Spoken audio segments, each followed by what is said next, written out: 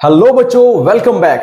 तो इस वीडियो में आप पढ़ोगे laws of exponents and powers. जितने भी आपके डाउट है इस वीडियो में क्लियर हो जाएंगे, बट एक ही शर्त है, आपको अपनी पेन और नोटबुक रेडी रखनी पड़ेगी और ध्यान से देखना वीडियो, ठीक है। लॉज ऑफ एक्सपोनेंट्स पावर्स समझने से पहले आप बेसिक कॉन्सेप्ट पहले जान लीजिए। बेसिक कॉन्सेप्ट क्या है? जैसे सपोज एक नंबर दिया है 5 और मैं 5 को 3 बार मल्टीप्लाई कर रहा हूं, ठीक है। कितनी बार मैंने मल्टीप्लाई किया? 3 बार। 5 मल्टीप्लाई बाय 5 मल्टीप्लाई बाय 5। तो इसको मैं ऐसे भी लिख सकता हूं बेटा, 5⁻3। मैंने क्या बोला? 5⁻3, मतलब 5 के ऊपर 3 है। तो यहां पे जो 5 होगा ना, ये जो 5 है उसे हम बोलते हैं बेस, और ये जो 3 है उसे हम बोलते हैं पावर या फिर एक्सपोनेंट। इतना क्लियर हो गया? क्लियर। अब बढ़ते हैं आगे।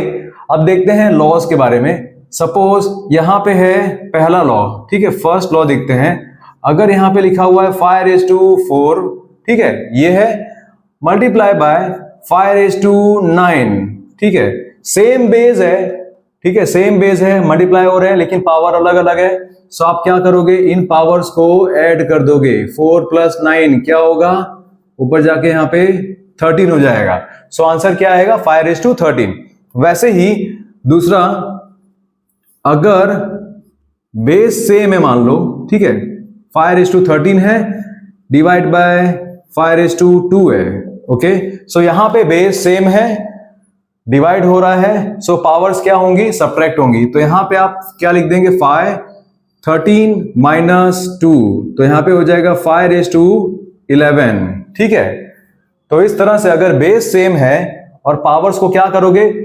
ऊपर वाली पावर, पहली पावर माइनस दूसरी पावर, पहली पावर माइनस दूसरी पावर, ऐसा कर दोगे, ठीक है। फिर देखते हैं थर्ड लॉ। थर्ड लॉ में अगर मान लो जो बेस है उसकी कुछ पावर है, ठीक है, 4 है, बट इसके ऊपर भी एक पावर है, पावर के ऊपर भी पावर है। सो 4 और 2 है यहां पे। सो आप क्या करोगे बेटा? इन पावर्स को मल्टीप्लाई कर दोगे। 4 मल्टीप्लाई बाय 2, सो क्या हो जाएगा? वो 5⁻8 हो जाएगा। ये हो गया थर्ड लॉ। अब एक और है, अगर यहां पे बेस डिफरेंट है तो क्या करेंगे? सपोज यहां पे लिखा हुआ है 5⁻2, सपोज लिखा हुआ 5⁻2 यहां पे 10, और यहां पे लिखा हुआ है 2⁻10, ठीक है। यहां पे बेस अलग अलग है लेकिन पावर सेम है, तो क्या करेंगे? सो ये जो दोनों बेस है ना, इन दोनों बेस को मल्टीप्लाई कर देंगे और ब्रैकेट करके पावर ऊपर इस तरह से लिख देंगे, ठीक है। अब और देखें, 5th नंबर का जो लॉ है वो क्या कहता है? अगर मान लो आपका जो बेस है उसके ऊपर पावर नेगेटिव में है, क्या है बेटा? बेस है, पावर नेगेटिव में है, तो क्या करेंगे?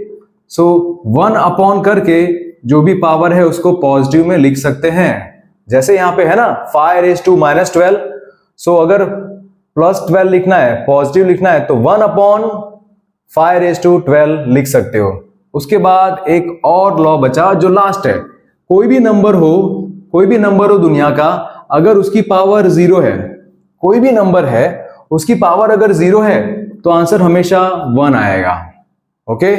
सो आई थिंक इस छोटे से वीडियो में मैंने ट्राई किया है समझाने का, जितने भी लॉज हैं इसके अंदर वो। और अगर आप ये लॉज एक बार समझ गए तो उसको आप आराम से अप्लाई कर दोगे। एग्जाम्पल सॉल्व कीजिए, पहले सॉल्व एग्जाम्पल्स को अच्छे से देखिए, कहां कहां पे कौन सा लॉ अप्लाई हुआ है। कुछ क्वेश्चन होता है जिसमें एक ही लॉ अप्लाई होता है, कुछ क्वेश्चन ऐसे भी होते हैं जिसके अंदर एक से ज्यादा लॉज आप अप्लाई करते हो अलग अलग स्टेप्स में। सो सबसे इंपॉर्टेंट है सॉल्व एग्जाम्पल भी देखिए, लॉज को देख के सॉल्व एग्जाम्पल देखिए, उसके बाद आप एक्सरसाइज सॉल्व कीजिए। मिलते हैं अगले वीडियो में। अगर आपको लगता है कि इसके ऊपर डिटेल्ड वीडियो चाहिए तो आप मुझे कमेंट सेक्शन में जरूर लिखिएगा। Thank you so much for watching. God bless you.